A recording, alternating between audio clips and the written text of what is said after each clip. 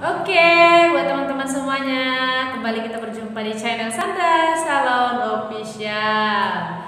Saya sangat bahagia melihat teman-teman yang sudah mencoba dengan teknik saya ya.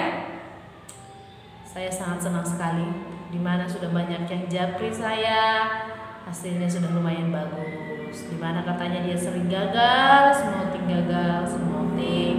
Jadi saya sangat senang ketika saya bisa apa yang saya bagi itu sangat bermanfaat.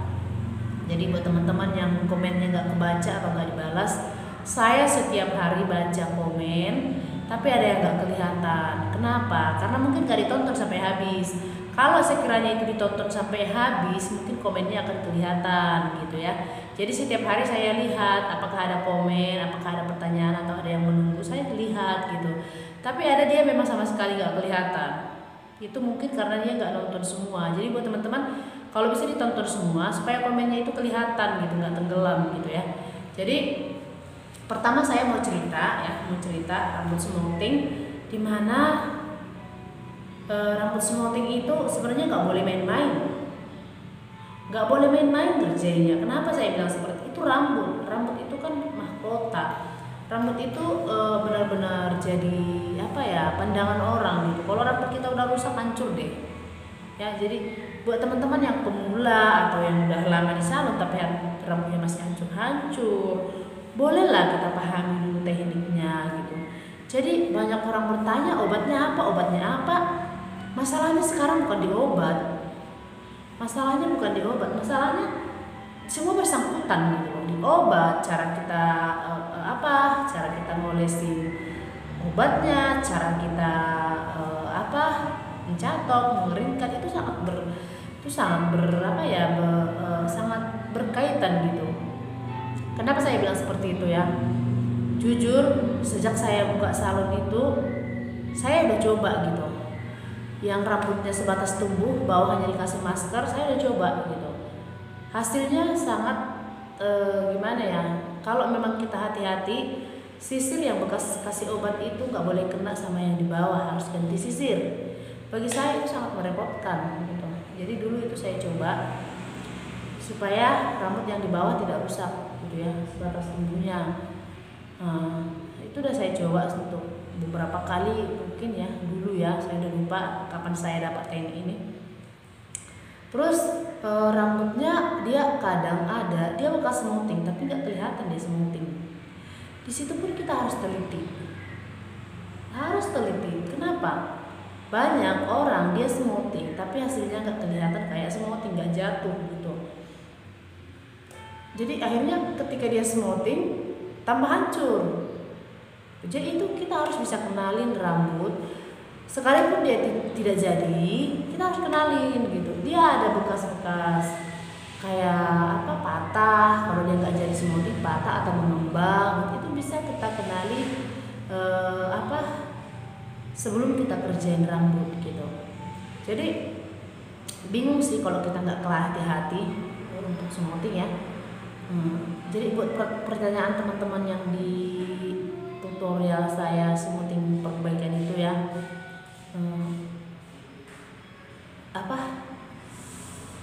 saya pikir memang banyak ya orang yang udah lama juga di salon tapi hasilnya masih seperti itu. Jadi kuncinya sebenarnya bukan tergantung lamanya kita di salon, enggak, buat saya ya. Tapi setiap hari kita harus menganalisa rambut. Jadi sampai sekarang pengalaman saya itu untuk rambut smoothing ya. Kenapa saya fokus ke rambut smoothing? Kenapa nggak ke sanggung kah atau ke facial kah? Kenapa? Karena saya lihat kebanyakan orang itu banyak yang gagalnya di smoothing.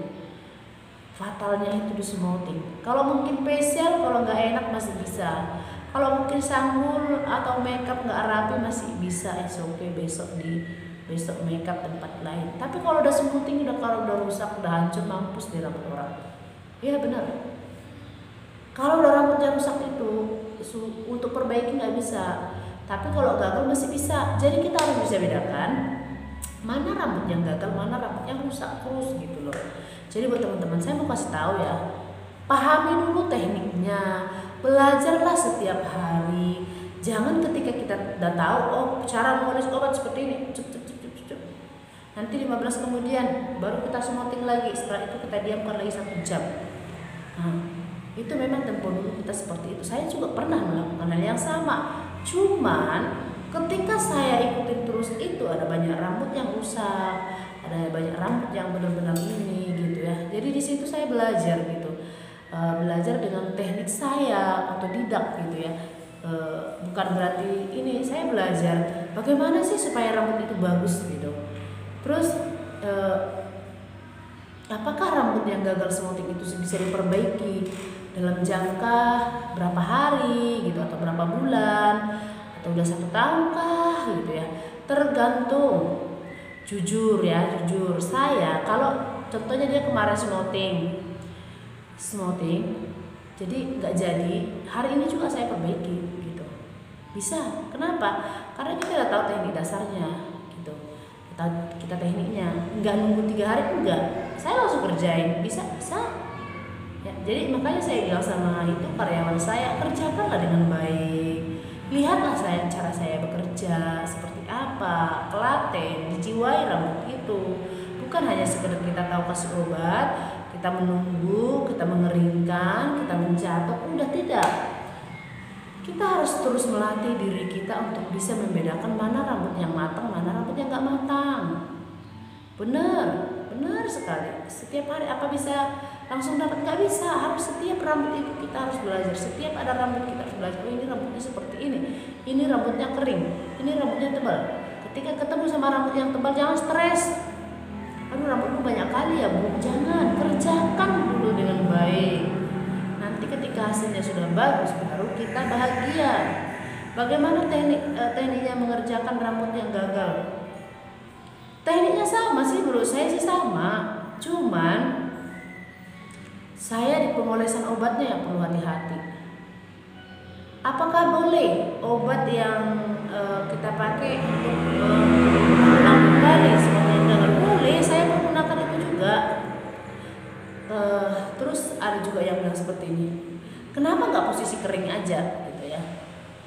Kalau kita kasih obat smoothing di posisi kering dalam tempo hari, itu akan membuat rambut semakin kering. Tapi kalau kita bikin di posisi basah, itu buat rambutnya itu tidak kering. Jadi kita pas mencapai hasilnya bagus. Terus ada yang bilang, Kak, kenapa sekali obat apa bagus? Itu tergantung kita. Kalau kita merasa yang kita kerjakan itu betul-betul matang, ya bisa. Karena hasil kunci utama ada di step 1. Di step dasar, tetap kembali ke dasar. Kalau step 1 kita sudah gagal, mau mampus mencapai step 2, tetap aja di seperti itu. Beberapa hari ini, jujur, saya punya karyawan yang hari-hari rambutnya gagal smoothing. Bersyukur semua pelanggan saya semua baik-baik. Mereka datang, saya perbaiki. Tapi itu jadi pelajaran buat saya. Jadi banyak tutorial saya.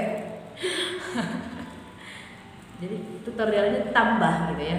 Udah lama nggak ketemu sama yang gagal-gagal. Kali ini saya nggak tahu itu unsur kesengajaan atau nggak, saya nggak tahu. Ketika ketemu baru semalam datang, ya saya perbaiki. Saya nggak minta bayar. Kenapa? Karena kita udah tahu itu kesalahan kita gitu. Jadi kalau sudah contohnya kita salah atau gagal, kita perbaiki aja. Hati-hati, kita minta maaf gitu. Jadi nggak perlu kita ngotot karena bekasnya itu kena angin, atau karena kena helm, atau karena diikat, itu nggak pengaruh. Enggak. Kenapa saya bilang seperti itu? Sejak saya buka salon, pelanggan saya itu masih setia di tempat saya. Ada dia yang 3 bulan smoothing, 3 bulan datang lagi, ada yang udah bertahun-tahun masih datang. Jadi saya tahu kondisi rambutnya itu rusak atau enggak. Yang membuat saya itu kadang itu ketika dia pelanggan baru bekas smoothing masih 3 bulan masih belum hancurnya itu loh, di sini patah. Jadi buat teman-teman yang bilang bedain yang mana sih yang patah gitu ya, patah. Jadi kalau obatnya itu kena kulit ya, dia ya pas dicatok itu dia lepes seperti ini, dia nggak bisa berdiri, dia kayak gini dia, gini nanti dia. Nih gini ya. Nanti mau dicatok mampus pun dia nggak bakal berdiri. Jadi nggak boleh ya kena kulit. Kalau kasih obat itu jangan diginiin. Ya, nanti kalau udah tumbuh dia patah-patah. Terus dia itu rusak lah, pokoknya dia dipegang gini kasar dia. Jadi kalau kasih obat itu step 1, usahakan dia diangkat begini. Diangkat supaya tidak kena kulit ya. Kalau kita buat kayak gini dia kena kulit, nanti itu kelihatan rusak itu setelah tumbuh. Jadi kenapa saya bilang itu obatnya hanya sebatas tumbuh, bawahnya nggak dikasih obat? Saya udah pernah ngalamin seperti itu. Buat saya itu makan waktu yang banyak. Jujur, orang ke salon itu kebanyakan orang yang bosan. Ya, jadi kita harus belajar tekniknya supaya mereka cepat. Cepat bukan berarti nggak bagus, tetap juga bagus. Ya, jadi mungkin di mana saya selalu belajar dengan smoothing karena pelanggan saya juga hari-hari itu ada smoothing gitu ya. Saya belajar untuk menganalisa rambut. Kalau obat saya nggak pernah ganti gitu, maksudnya nggak pernah ganti, bukan merek gitu ya. Obat yang jelek ya, yang murah pun saya hajar gitu. Tapi yang inti itu adalah cara kita, teknik kita, teknik pencatokan kita itu benar-benar matang. Kalau kita buat gini dia malah hancur. Dia gosong di sininya itu menumpuk, dia kayak berbulu. Terus kalau kebanyakan obat, dia malah berbulu, dia kayak ngembang-ngembang gitu. Jadi sebenarnya hasil smoothing yang bagus itu ya sebenarnya itu kelihatannya jatuh. Mau dicuci besok pun nggak bakalan balik. Bener. Hari ini kita smoothing, nanti kita cuci udah nggak balik. Itu benar-benar bagus. Tapi nggak dicuci 1 minggu, kalau memang nggak jadi nggak bakalan jadi. Iya benar. Jadi buat teman-teman yang bertanya mungkin masalah obat, saya bukan pelit budi obat gitu ya, bukan pelit. Tapi kalau nanti saya bilang, oh beli yang Makarizo aja, sementara stok obatnya metrik, oke, dia beli obat metrik 1 lusin. Perkara untuk memperbaiki rambut dia beli Makarizo. Sayang kan? Teknik kita untuk cara pengolesan aja yang perlu kita pelajari, bukan obatnya. Mau obat yang mahal pun kita pakai, kalau kita tidak pintar untuk mengaplikasikannya itu semua sama aja bohong. Jadi buat teman-teman, contohnya nih kita punya obat smoothing, sampai itu kita paham cara tekniknya, pakailah. Jangan ketika kita pakai sekali, nggak cocok saya pakai, bukan, karena kita belum paham. Setidaknya itu 3 atau 4 kepala itu kita pasti harus jiwai dulu. Kalau saya untuk obat ya, untuk obat sama rambut, cara saya untuk mengaplikasikannya itu saya nggak pernah lihat ini rambutnya resistan, ini normal, ini apa, enggak gitu. Yang penting saya pelajari itu adalah, contohnya itu saya baru beli obat, yang nggak pernah saya coba. Saya usahakan saya pakai seperti yang biasa saya pakai. Nanti kalau dia kelihatan agak-agak berbulu pas dicatok itu dia naik semua rambut yang kecil-kecilnya, berarti rambutnya keras, obatnya keras. Itu yang saya lihat, ya. Berarti dia cocok untuk rambut yang tebal. Nah, terus tekniknya gimana ya supaya tidak berbulu? Cara pencatokan kita itu harus pelan-pelan supaya dia tidak berbulu lagi, harus sesuai.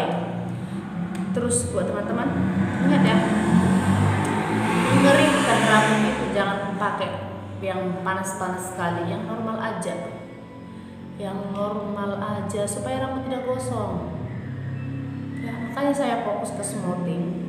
Setiap saya ketemu sama pelanggan yang baru, rambutnya itu di sini patah, kalau dipegang kasar, terus bawahnya itu ngembang. Nah, jadi kalau kita nggak paham untuk mengerjakan itu bisa patah lagi. Jadi buat teman-teman yang bertanya obat, apakah obatnya itu harus diganti lagi, apa yang pakai resistan atau normal? Tetap aja pakai yang itu, yang kita pakai, yang mana kita sudah nyaman untuk memakai obat, pakai aja. Cuma kita pahami teknik pemakaian, pengolesan obat, pengeringan atau pencatokan itu harus sepadan, itu harus sejalan. Kalau mereka tidak sejalan, hasilnya tidak akan pernah bagus. Cara mengeringkan rambut kita harus pahami. Bukan sembarang dikeringkan, yang penting kering, 100% kering.